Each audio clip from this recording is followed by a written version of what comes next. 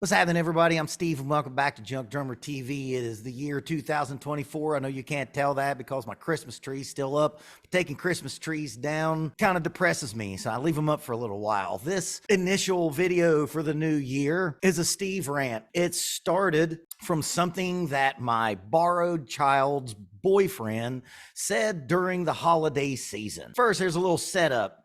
I am a stepdad to 4 kids, and I try to be a good fatherly figure. I think I have been, but I feel like I may have failed because the oldest daughter, who's probably maybe one of my favorites, went off to college and became a girlfriend of a jazz saxophone major. Where have I failed as a father figure? Holy shit. And this kid, he means well enough. I'm sure he's fine, but he disturbs my peace. And he's always trying to top me, and I understand because I kind of used to be him. I used to be a music school kid who used being a jazz fan as my personality. It was my way of telling someone that I'm more cultured and better than you. And every time he tried to pull it during this vacation, I called his ass out on it. So he told me about an assignment that he had.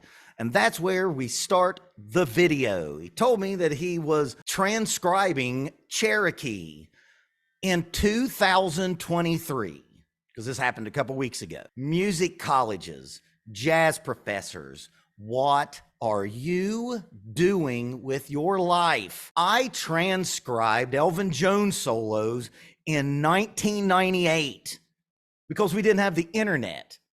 Now, I know what you're saying. There is an educational value to transcribing shit.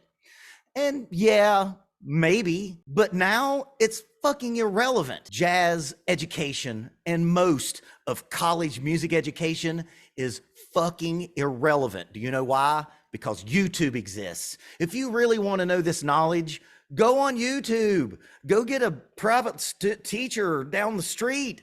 You don't need to go spend, and let me tell you, he is going to, and I'm not going to tell you the college that they're going to, one of the top 10 colleges in this whole fucking, public colleges in this whole country. He's spending upwards to $50,000 a year to do an assignment that I did over 25 years ago. This is why jazz is dying, and maybe it deserves it. Look, I know there are some great, viable jazz artists out there. Of course there is, but they're not playing to anyone.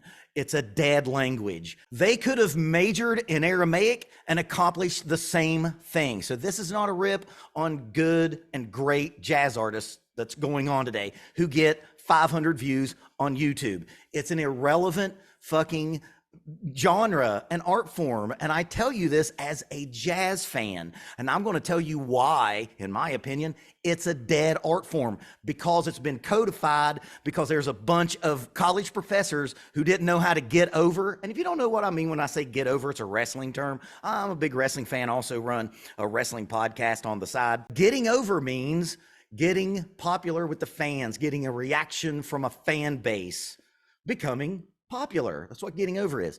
What college professors are, for the most part, not all of them, but 98% of them are fucking failed musicians who have never gotten over with the crowd. Yeah, maybe they know how to operate their instruments well, but that shit don't mean anything, because those same people who bitch about Meg White are the same ones who have to take the welfare of a college system to make any kind of money, because they weren't able to make money on their own out in the field. Now, I know what you're saying. Hey, aren't you a drum teacher? Yes, I am. But I'm not one in a college situation, because I'm a private drum teacher. And just like most private industries, I have to show results.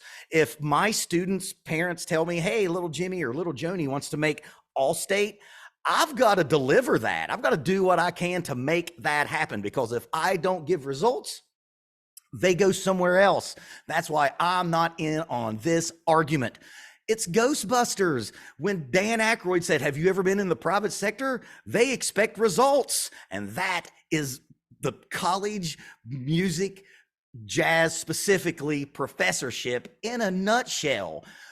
Why would you have a kid transcribe a fucking song that was written in 1938. It's almost 100 years old song. What does that have anything to do moving the movement forward? It has nothing to do with it. Let's take the viewpoint of any other subject. Let's say you are a computer engineer.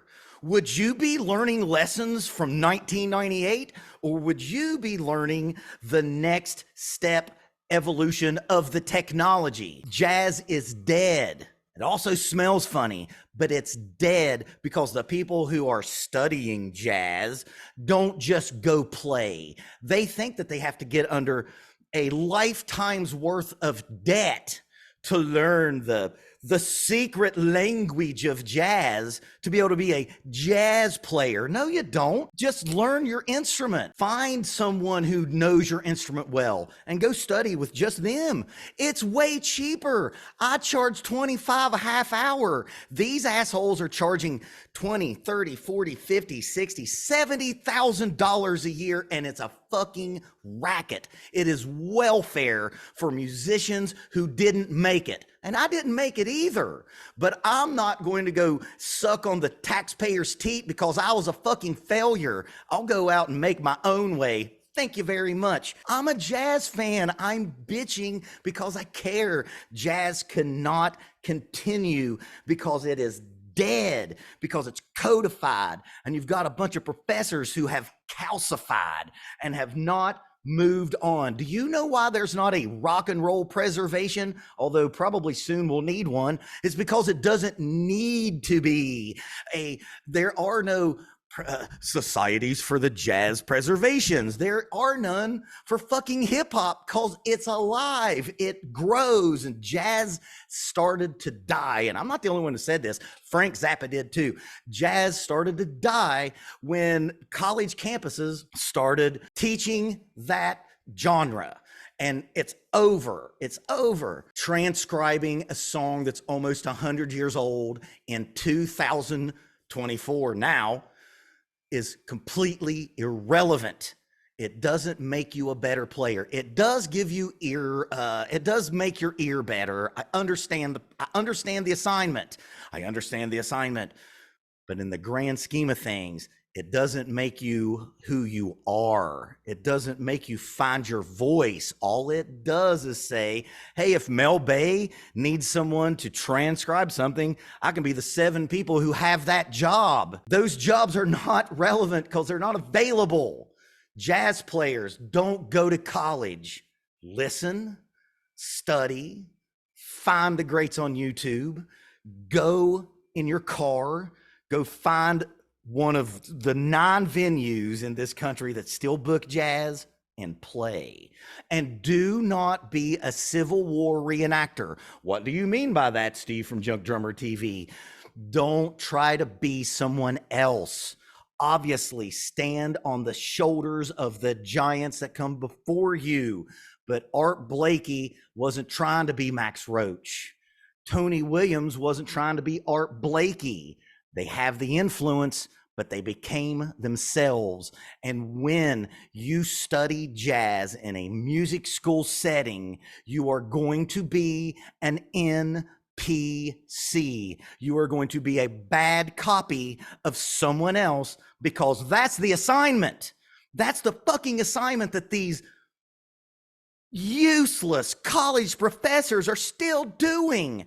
In 1999, I was doing the same assignment. Imagine if you were an engineer and the professor's like, we're now going to talk about the materials that were designed in 1999 that aren't even in use today. It's the same thing. I want jazz to be popular. And I know Luffy or Luffy or whatever you say, her name is popular. But look, Marks, it's because Taylor Swift said that she was good. It's the only that, and because of America's weird fetish of Asian women, that's the only reason that she's that popular. It's not organic. Look, I guess maybe make jazz that Taylor Swift will tweet about, and that's how you can get over. But other than that, you're fucked unless you turn your back on these useless jazz professors.